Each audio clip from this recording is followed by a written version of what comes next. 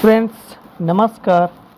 आज हम लोग देखने वाले हैं यूपी बीएड एंट्रेंस एग्ज़ाम 2021 का जो कला वर्ग है उसके जीएस के क्वेश्चंस को देखेंगे, जो कि लगभग में 35 के आसपास हैं, यानी 51 से 85 तक देखेंगे। ठीक है, तो वीडियो को लास्ट तक ज़रूर देखना है। ये वीडियो को आप लास्ट तक देखते हैं तो मेरा ये दावा है आप यहाँ से 35 ही नहीं बल्कि 70 क्वेश्चन से भी ज़्यादा सीख के जाएंगे। और ये आपको तब अनुभव होगा जब आप बिल्कुल लास्ट क्वेश्चन तक वीडियो को देखते हैं। तब ये वीडियो आपको पसंद आता है तो यार बिना कहे वीडियो को लाइक कर दें और अपने दोस्तों के साथ में शेयर तो अवश्य कर दें। और यदि आप मेरे यूट्यूब चैनल पे नए हैं तो सब्सक्राइब करना बिल्कुल भी मत भूलें। तो देखते हैं प्रश्न संख्या 51 क्या है। 51 है, राज्य का सप्तांग सिद्धांत किसने प्रतिपादित किया था। ऑप्शन है, ऑप्शन ए मनु स्मृति में, ऑप्शन बी कल्हड़ ने राजतरंगिणी में, ऑप्शन सी कौटिल्य ने अर्थशास्त्र में, ऑप्शन डी वाणभट्ट ने हर्षचरित्र में।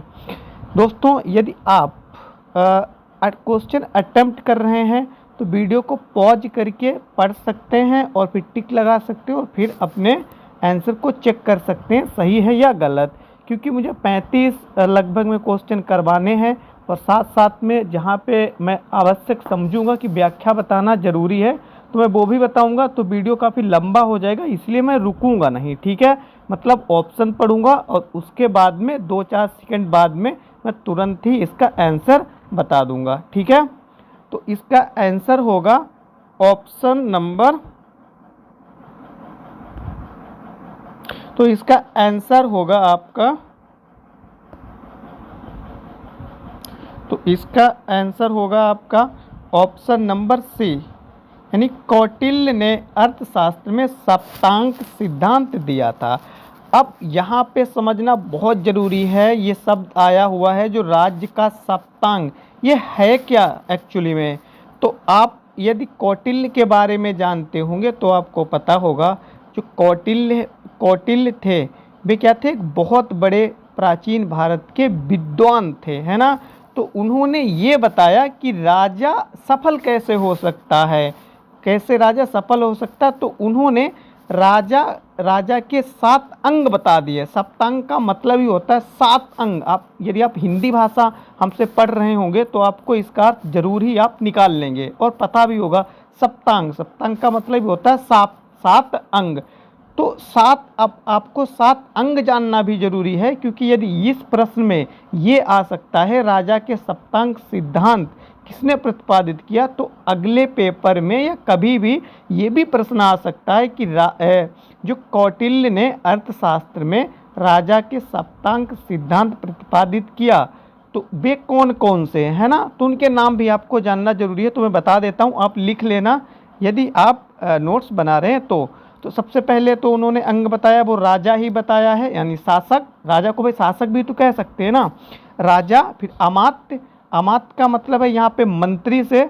फिर तीसरा बताया जनपद का मतलब है भाई राजा होगा तो वो उसका कुछ क्षेत्र भी तो होगा जिस पे वो शासन करेगा, तो वो पार्टिकुलर क्षेत्र या फिर चाहे उसे हम जनपद कह लें। फिर दुर्ग का मतलब है किला। राजा है तो उसके रहने के लिए भी तो भाई अच्छी व्यवस्था होनी चाहिए, यानी किला होना चाहिए। वो किस में रहेगा, झोपड़ी में तो रहेगा नहीं, किला में रहेगा ना। फिर उसके बाद में कोष का मतलब क्या है, यहाँ पे कोष का मतलब है धन, रुपया, पैसा, ये भी तो होना चाहिए।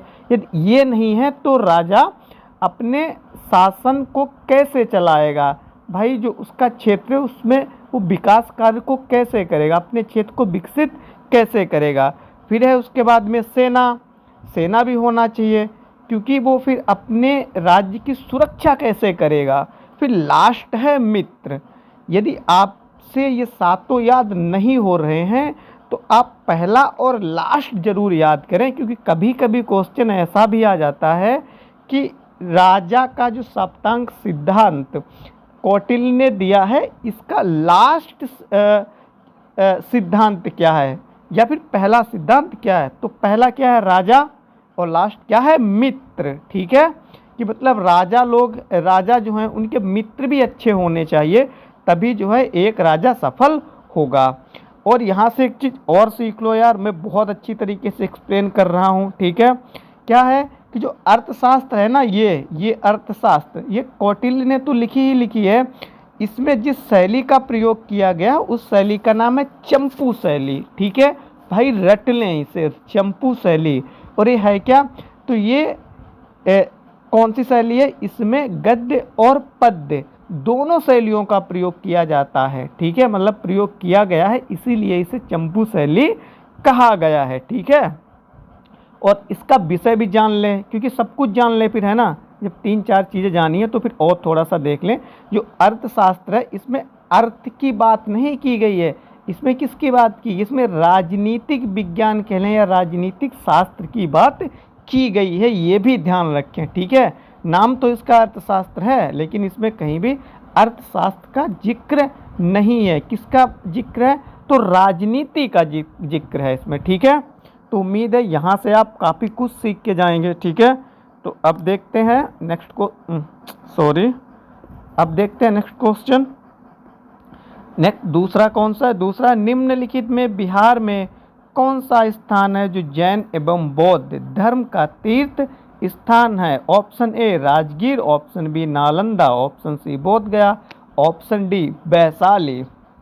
तो इसका सही आंसर होगा ऑप्शन बी, ऑप्शन डी यानी वैशाली, इसका सही आंसर होगा वैशाली। यहाँ पे बिल्कुल आप ध्यान दें, यहाँ पे बिहार दे दिया है, यदि बिहार ना होता यूपी होता, तो यूपी में ऐसा कौन सा स्थान है जो कि दोनों धर्मों का तीर्थ स्थल है, तो वो कौशाम्बी होता। ध्यान देना है, जो मैंने बौद्ध धर्म पे वीडियो बनाई है उसमें मैंने बताया है, ठीक है। लेकिन अब कौशाम्बी तो यूपी में है नहीं, वैशाली माफ़ी चाहूँगा, कौशाम्बी तो यूपी में है, बल्कि प्रश्न में वो खुद कह रहा है बिहार में, है ना। तो बिहार में कौन सा पड़ेगा आपका, वैशाली पड़ेगा, ठीक है। तो यहाँ से ये भी क्लियर हो गया है। नेक्स्ट है क्वेश्चन संख्या 53। गुप्त राजाओं के बाद किस राजवंश के शासकों ने गरुड़ को अपना राज्य का चिन्ह बनाया। Option A Rashtrakuta, option B Pallava, option C Vardhan, option D Chola. तो इसका सही आंसर होगा ऑप्शन बी यानी कि पल्लव। प्रश्न 54। फतवा ए आलमगीरी नामक इस्लामिक कानूनों का संग्रह किस मुगल शासक के काल में किया गया था। Option A Aurangzeb, option B Sher Shah Suri, option C Alauddin Khilji, option D Akbar. इसका सही आंसर होगा ऑप्शन ए यानी औरंगजेब, है ना। क्या होगा, औरंगजेब। यदि इस प्रश्न का उत्तर आपको डायरेक्ट नहीं आता है तो आलमगीर से भी आप आंसर निकाल सकते हैं, क्योंकि आलमगीर औरंगजेब से ही लिंक हो रहा है, ठीक है ना। एलिमिनेशन मेथड से भी इसे हम लगा सकते हैं, ओके।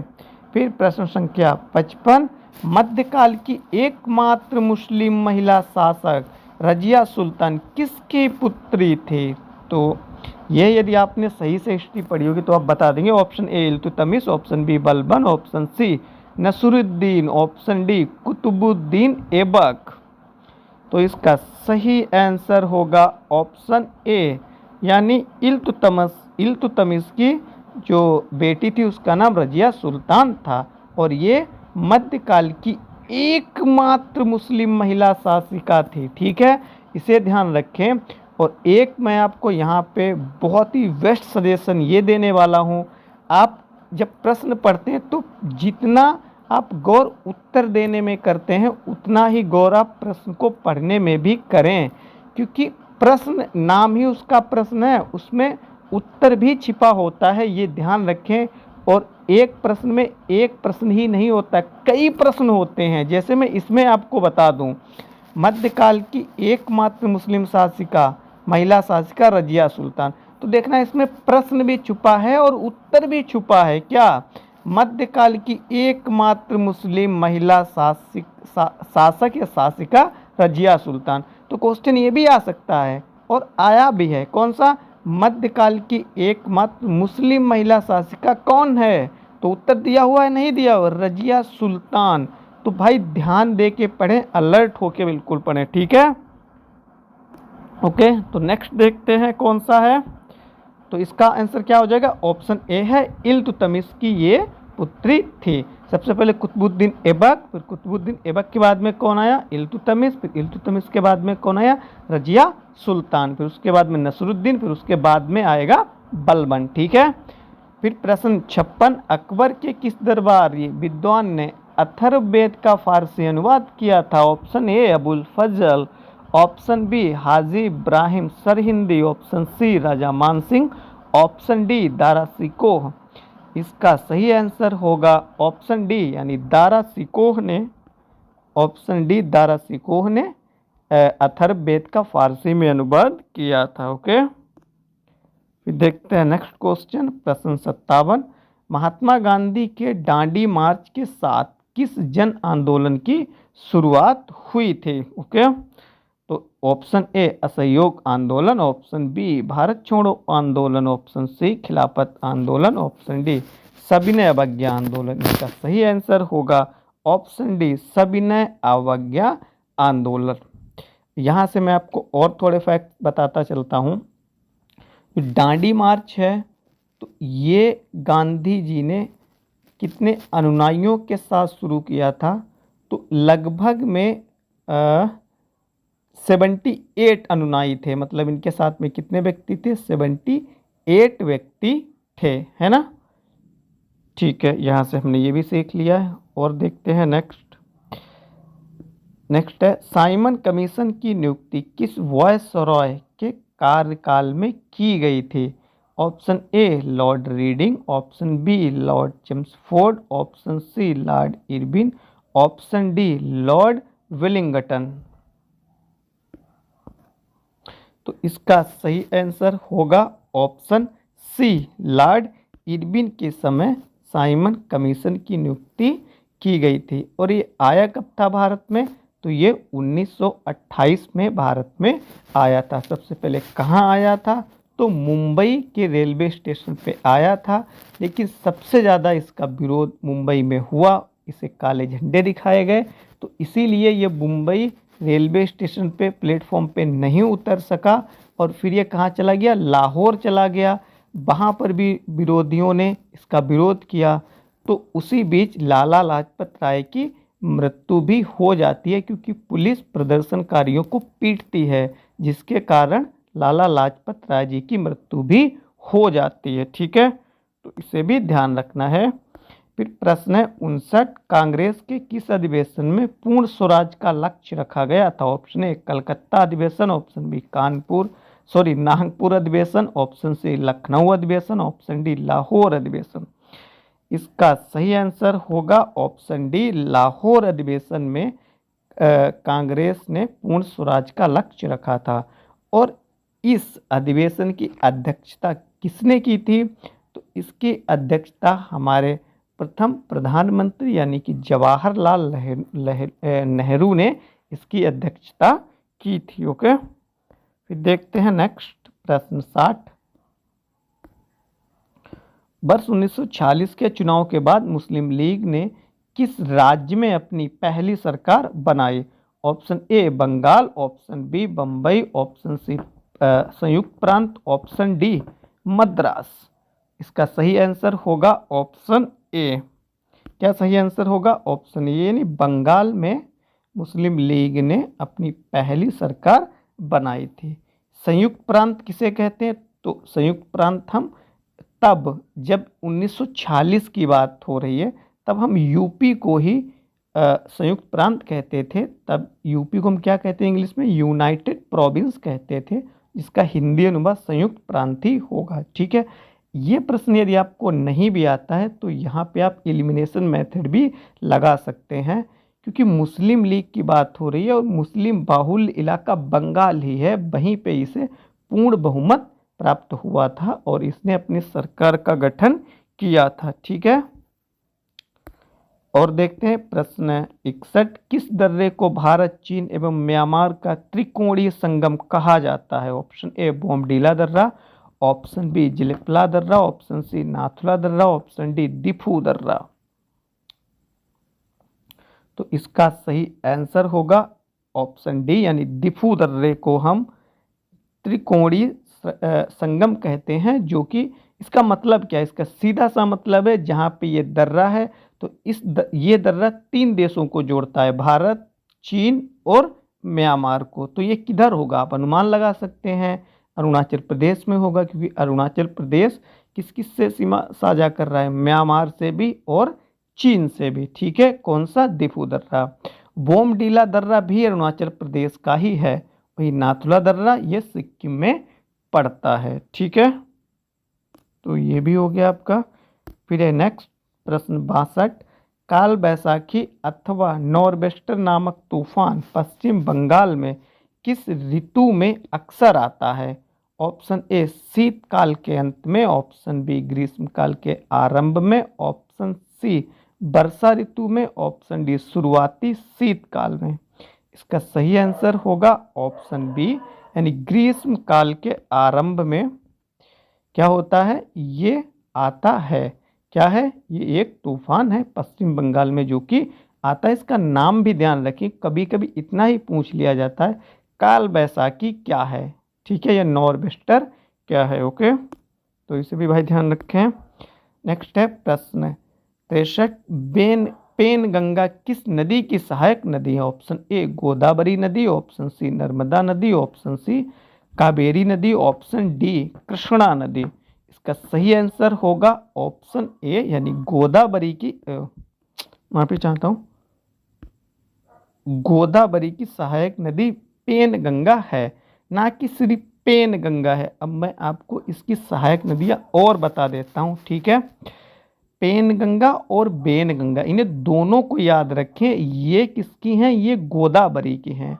वहीं पर जो कृष्णा है, कृष्णा की सहायक नदी दूध गंगा है, ध्यान रखना है। ठीक है, कौन सी, दूध गंगा, ध्यान रखना है। ये दो देखो, गंगा इसमें भी लास्ट में लगा हुआ ना, दूध गंगा है ना, कृष्णा की जो सहायक नदी उसका नाम है दूध गंगा, गंगा उसमें भी लगा हुआ है, गंगा इसमें, पेन गंगा और बेन गंगा ये दोनों गोदावरी के। तो इसमें कंफ्यूज हो सकते हो आप, सही से याद रखो। और मैं आपको याद रखने का एक तरीका भी बताता हूँ। देखो कृष्ण जी हैं तो उन्होंने गाय तो बहुत ज़्यादा चराई है, तो दूध गंगा, भाई दूध आ रहा है ना, तो दूध किसकी तरफ जाएगा, गोदा की तरफ जाएगा, कृष्णा की तरफ जाएगा, कृष्णा की तरफ जाएगा, क्योंकि कृष्ण जी ने गाय बहुत ज़्यादा चराई हैं और जो गाय चराएगा वो दूध तो पिएगा ही पिएगा। ठीक है, तो इस तरीके से आप क्या कर सकते हैं, कुछ थोड़ा सा ऐसे लिंक बना सकते हैं ताकि आपको ध्यान रहे। मैं तो ऐसे कभी नहीं भूलता हूँ। और इसकी लिख सकते हैं सहायक नदियाँ, जैसे आपकी पूर्णिया है, प्राणहिता है, सबरी है। ठीक है, तो इतनी नदियाँ इसकी आपको ध्यान रखना है गोदावरी की, जो कि काफ़ी इंपॉर्टेंट है। वही जो नर्मदा नदी है, ये आपका ऑप्शन बी, ये पश्चिम में प्रवाहित होने वाली भारत की सबसे बड़ी नदी है। ठीक है, कैसी है, सबसे बड़ी नदी है और दक्षिण भारत की है ना। ये इसकी लंबाई लगभग 1400 से कुछ ज़्यादा है, मुझे लगता है, एग्जैक्टली मुझे नहीं पता है। ठीक है, तो आप लोग चेक कर लेना। ये दक्षिण भारत की पश्चिम की ओर प्रवाहित होने वाली सबसे बड़ी नदी है, ध्यान रखना। और कहाँ गिरती है ये, तो खंबात की खाड़ी जो कि गुजरात में पड़ता है, वहाँ पे जाके ये अपना जल विसर्जन करती है। ओके, तो यहाँ से भी मैंने काफ़ी फैक्ट बता दिए हैं, आप लोग बस लिख लें या ध्यान रख लें। प्रश्न 64, भारत का सबसे गहरा बंदरगाह कौन सा है? ऑप्शन ए पारादीप बंदरगाह, ऑप्शन बी गंगावराम बंदरगाह, ऑप्शन सी ओखा बंदरगाह, ऑप्शन सी बिजोग बंदरगाह। इसका सही आंसर होगा ऑप्शन बी यानी गंगावराम बंदरगाह। प्रश्न 65, चाय, कॉफ़ी, मसाले, नारियल, रबड़, इलायची एवं मिर्च को किस समूह में रखा जाता है? ऑप्शन ए बागानी फसलें, ऑप्शन बी नगदी फसलें, ऑप्शन सी खाद्य फसलें, ऑप्शन डी खाद्य एवं नगदी फसलें।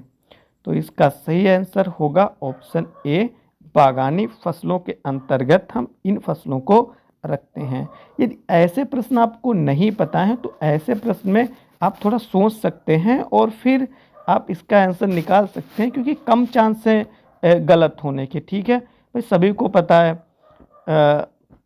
जो नारियल वगैरह है, मसाले हैं, ये इन्हें बागान की कृषि ही कहा जाता है ना, चाय वगैरह है। ठीक है, नेक्स्ट देखते हैं। नेक्स्ट है 66, जारवा एवं सेंटलीज जनजातियां भारत के किस राज्य एवं केंद्र शासित प्रदेश से संबंधित हैं? Option A Lakshadweep, option B Andaman एवं निकोबार द्वीप, option C Arunachal Pradesh, option D Madhya Pradesh. इसका सही आंसर होगा ऑप्शन बी, यानी अंडमान निकोबार से ये जनजातियां संबंधित हैं। और एक्चुअली में जो सेंटलीज जनजाति है ये तो साल में कम से कम 2-3 मंथ तो न्यूज में रहती ही रहती है, क्योंकि ये हर समय न्यूज में बनी ही रहती हैं। यहाँ पे मैं ये आपको सलाह देना चाहूँगा, यदि आप अंडमान और निकोबार और लक्षद्वीप के बारे में नहीं जानते हैं तो इस पर मैंने सेपरेट वीडियो बनाई हुई है, आप उसे देख सकते हैं। यदि आप उस वीडियो को पूरा देख लेते हैं तो मेरा दावा है कि अंडमान निकोबार और लक्षद्वीप से संबंधित कोई भी प्रश्न आएगा आपसे निश्चित तौर पे हो जाएगा, चाहे वो कितना भी कठिन हो। आप एक बार देख लें उसे, ठीक है, और हो सकता है आप उसके नोट्स भी बना लें तो और भी बेहतर होगा। फिर क्वेश्चन नेक्स्ट है 67, भारतीय चारागाह एवं चारा अनुसंधान संस्थान किस जगह स्थित है? Option A Jhansi, option B Coimbatore, option C Jodhpur, option D Karnal. तो इसका सही आंसर होगा ऑप्शन ए, यानी झांसी में ये स्थित है। फिर है प्रश्न 68, बेतला राष्ट्रीय उद्यान किस राज्य में स्थित है? Option A Himachal Pradesh, option C Jharkhand, option D Uttar Pradesh, option C Haryana. तो इसका सही आंसर होगा ऑप्शन बी, यानी झारखंड में बेतला राष्ट्रीय उद्यान स्थित है। दोस्तों, यदि आपको राष्ट्रीय उद्यान यदि नेशनल पार्क पर वीडियो देखना चाहते हैं तो मैंने उस पर सेपरेट वीडियो बना रखी है, आप उसे जाके देख सकते हैं।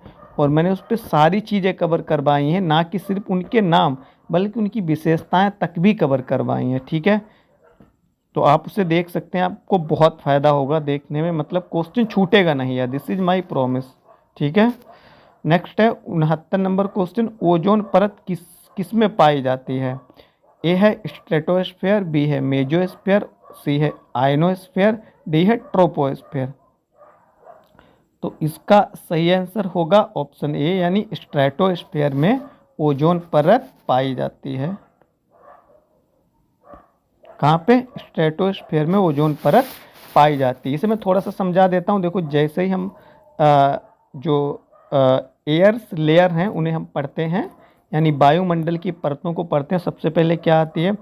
ट्रोपोस्फेयर आएगी, जिसे हम हिंदी में क्या कहते हैं? क्षोभ मंडल। सेकेंड में स्ट्रेटोस्फेयर, समताप मंडल। फिर उसके बाद में मीजोस्फेयर, मध्य मंडल। फिर आयनो या लोनोस्फेयर, इसे हम दो नामों से जानते हैं, आयनोस्फेयर या लोनोस्फेयर। और लास्ट वाली को इग्जोस्फेयर। 5 हैं लगातार। तो ओजोन परत किस में पाई जाती है? इसमें पाई जाती है सेकेंड वाली में। इसे हम क्या कहते हैं? इंग्लिश में स्ट्रेटोस्फेयर कहते हैं और हिंदी में समताप मंडल, क्योंकि बहुत ज़्यादा इम्पोर्टेंट है हमारे एग्ज़ाम के व्यू पॉइंट से, क्योंकि यहाँ से सिर्फ यही नहीं पूछा जाता ओजोन परत, बल्कि ओजोन दिवस भी पूछ लिया जाता है। ठीक है, डायरेक्ट क्वेश्चन आते हैं यहाँ से। यदि आप इसके बारे में नहीं प्रॉपर जानते हैं तो इस पर मैंने सेपरेट वीडियो बना रखी है, आप डालना मेरे चैनल का नाम, जो कि है 22 जो स्टडी। और उसके बाद में जिस भी टॉपिक पर आपको वीडियो चाहिए है तो आप उसका नाम डाल देना और वीडियो आ जाएगा। ठीक है, नेक्स्ट देखते हैं। प्रश्न 70 है, सौर मंडल में कौन सा ग्रह सूर्य निकलने से 2 घंटे पहले दिखाई पड़ता है? ऑप्शन ए बृहस्पति ग्रह, ऑप्शन बी शुक्र ग्रह, ऑप्शन सी वरुण ग्रह, ऑप्शन डी मंगल ग्रह। तो इसका सही आंसर होगा ऑप्शन बी, यानी शुक्र ग्रह। नेक्स्ट देखते हैं प्रश्न 71, भारत में एक विधेयक संसद का अधिनियम बन जाता है? ऑप्शन ए जब विधेयक राज्यसभा से पास हो जाता है, ऑप्शन बी जब विधेयक लोकसभा से पास हो जाता है, ऑप्शन सी जब विधेयक पर राष्ट्रपति की सहमति प्राप्त हो जाती है, ऑप्शन डी जब विधेयक लोकसभा एवं राज्यसभा में पास हो जाता है। तो इसका सही आंसर होगा ऑप्शन सी, यानी जब विधेयक पर राष्ट्रपति की सहमति प्राप्त हो जाती है। यदि ये प्रश्न आपको समझ में नहीं आया है तो मैं समझा देता हूँ, निश्चित तौर पे आप आपको समझ में ये आएगा। देखिए, जब कोई विधेयक कहाँ लाया जाता है, संसद में लाया जाता है, तो या तो वो लोकसभा में पेश किया जाएगा या फिर राज्यसभा में पेश किया जाएगा। जब दोनों जो सदन है उनमें पेश नहीं किया जाएगा, मतलब उनमें पेश कर दिया जाता है, तब तक उसे हम क्या कहते हैं, विधेयक ही कहते हैं। लेकिन जब राष्ट्रपति उस पर अपनी सहमति व्यक्त कर देता है, सहमति व्यक्त करने का मतलब है वो साइन कर देता है यानी पास कर देता है, तो उस विधेयक को हम फिर अधिनियम कहते हैं। थोड़ा सा डिफरेंस है, ध्यान देने वाली बात है। विधेयक का मतलब होता है जब तक राष्ट्रपति उस पर अपने हस्ताक्षर नहीं करेगा, यानी उसे साइन नहीं करेगा, या ये कह सकते हैं उसे पास नहीं करेगा, तब तक उसे विधेयक ही कहेंगे। और जैसे ही राष्ट्रपति उस विधेयक पर अपने हस्ताक्षर कर देता है, अर्थात पास कर देता है, तब वो अधिनियम बन जाता है। ठीक है, तो प्रश्न यही पूछ रहा है, प्रश्न की डिमांड क्या है, प्रश्न यही पूछ रहा है। हो सकता है आपको समझ में ना आया हो। ओके, फिर प्रश्न 72 क्या, केंद्र एवं राज्य के बीच विधायी शक्तियों का बंटवारा संविधान की किस अनुसूची में है? ऑप्शन ए 7वीं अनुसूची, ऑप्शन बी 6वीं अनुसूची, ऑप्शन सी 8वीं अनुसूची, ऑप्शन डी 9वीं अनुसूची।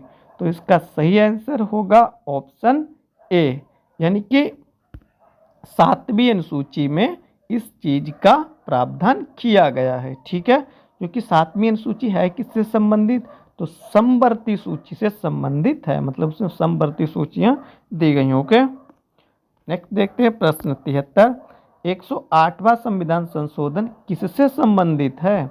ऑप्शन ए अनुसूचित जनजातियों की सूची में राजस्थान के गुज्जर समुदाय को शामिल करना, ऑप्शन बी संसद एवं राज्य विधानसभा में महिलाओं के लिए 1/3 आरक्षण प्रदान करना, ऑप्शन सी उपभोक्ताओं को संरक्षण प्रदान करना, ऑप्शन डी गिरफ्तारी के तहत व्यक्तियों के अधिकारों का संरक्षण करना। तो इसका सही आंसर होगा ऑप्शन बी, यानी संसद एवं राज्य विधानसभा में महिलाओं के लिए 1/3 आरक्षण प्रदान करने से ये संबंधित है। ऑप्शन प्रश्न 74, संविधान के किस अनुच्छेद में राज्य के महाधिवक्ता की नियुक्ति, कार्य एवं कार्यकाल का वर्णन है? ऑप्शन ए अनुच्छेद 165, ऑप्शन बी अनुच्छेद 155, ऑप्शन सी अनुच्छेद 162, ऑप्शन डी अनुच्छेद 160। तो इसका सही आंसर होगा ऑप्शन ए, यानी अनुच्छेद 165 में किसका, महाधिवक्ता की नियुक्ति, उसके कार्यकाल का वर्णन है। और ठीक ऐसे ही राज्य में महाधिवक्ता होता है, तो फिर सेंटर में क्या होता है, मतलब यहाँ पर जो महाधिवक्ता कार्य करता है, तो वहीं सेंटर में कौन सा ऐसा पद है जो महाधिवक्ता का कार्य करता है? यदि आपको पता है तो आप कमेंट करके बताएं। ठीक है, क्योंकि कुछ प्रश्न मैं आपसे पूछूंगा, यदि आपको पता है तो आप कमेंट करके बता सकते हो। ओके, नेक्स्ट प्रश्न है प्रश्न 75, संविधान सभा की सलाहकार समिति के अध्यक्ष कौन थे? ऑप्शन ए है Shyama Prasad Mukherjee, option B Jawaharlal Nehru, option C Sardar Patel, option D Maulana Azad. इसका सही आंसर होगा ऑप्शन सी, यानी सरदार वल्लभ भाई पटेल इसका सही आंसर हो जाएगा। नेक्स्ट है, सरदार स्वर्ण सिंह समिति की रिपोर्ट के बाद किस संविधान संशोधन के तहत मौलिक कर्तव्य भारत के संविधान में जोड़े गए थे? ऑप्शन ए 42 में, ऑप्शन बी 40 में, ऑप्शन सी 38 में, ऑप्शन डी 35 में। इसका सही आंसर होगा ऑप्शन ए, यानी 42 में संविधान संशोधन। दोस्तों, यदि आपको जो मौलिक कर्तव्य उस पर सेपरेट वीडियो आप चाहते हैं तो मैंने ऑलरेडी से बना रखी है, और आप जाके देख सकते हैं, डिस्क्रिप्शन में मैं इसका लिंक प्रोवाइड कर रहा हूँ। ठीक है, फिर नेक्स्ट 77, भारत में स्थानीय स्वशासन की त्रिस्तरीय प्रणाली में कौन सा दूसरा स्तर है? ऑप्शन ए जिला panchayat, option B Panchayat Samiti, option C panchayat, option D Gram सभा।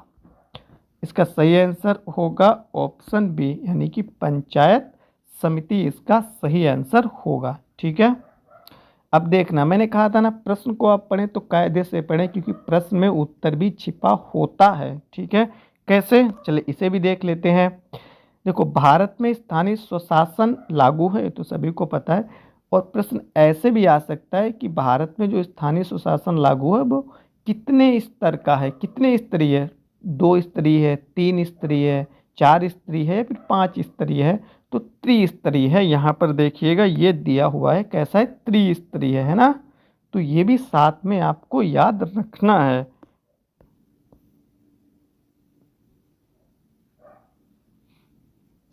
प्रश्न 78 है, भारत में राज्यों केंद्र शासित प्रदेशों की अधिकतम संख्या किस उच्च न्यायालय के अधिकार क्षेत्र में आती है? Option A Kolkata, option B Guwahati, option C Madras, option D Mumbai.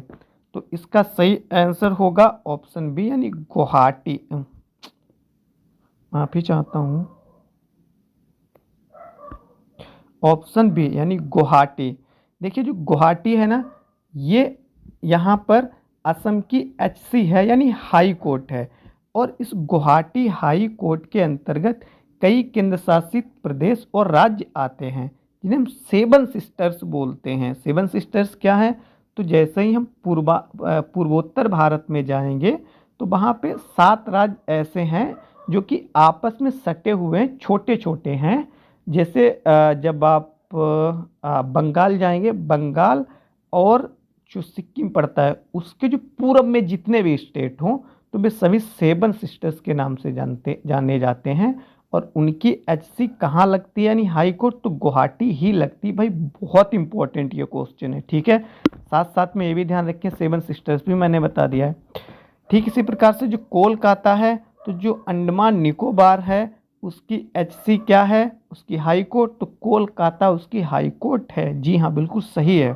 ठीक है, और वहीं जो मुंबई है, वहीं जो लक्षद्वीप है या दमन एवं द्वीप है, एक लक्षद्वीप है, एक दमन एवं द्वीप है, तो उसकी एचसी यानी उसकी हाई कोर्ट कहाँ लगती है? तो मुंबई हाई कोर्ट ही उसकी भी हाई कोर्ट है।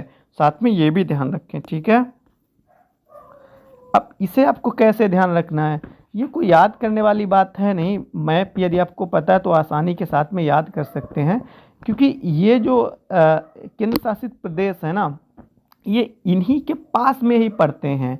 तो आप ऑफिस सी बात है, इनकी अपनी हाई कोर्ट कोई है नहीं, तो ये कहाँ जाएंगे? पड़ोसी के हाई कोर्ट से ही तो जाएंगे, हाई कोर्ट में ही तो जाएंगे ना। ठीक है, नेक्स्ट देखते हैं प्रश्न संख्या 79। भारत का आर्थिक सर्वेक्षण किसके द्वारा प्रकाशित किया जाता है? ऑप्शन ए नीति आयोग द्वारा, ऑप्शन बी वित्त मंत्रालय, ऑप्शन सी वाणिज्य मंत्रालय द्वारा, ऑप्शन डी केंद्रीय सांख्यिकी मंत्रालय द्वारा। तो इसका सही आंसर हो जाएगा ऑप्शन बी वित्त मंत्रालय द्वारा। प्रश्न 80, इनमें से कौन सा मुद्रास्फीति का कारण नहीं बन सकता? ऑप्शन ए लोगों के खर्च में कमी, ऑप्शन बी उच्च अप्रत्यक्ष कर, ऑप्शन सी मुद्रा कीमत में कमी, ऑप्शन डी सरकारी खर्च में कमी। तो इसका सही आंसर होगा ऑप्शन ए, यानी लोगों के खर्च में कमी कभी भी मुद्रास्फीति का कारण नहीं बन सकती है। ठीक है, अब यदि आपको ये नहीं पता है मुद्रास्फीति, तो मैं बता देता हूँ। मुद्रास्फीति का मतलब होता है कि जो वस्तुएं होती हैं उनकी कीमतों में वृद्धि हो जाती है।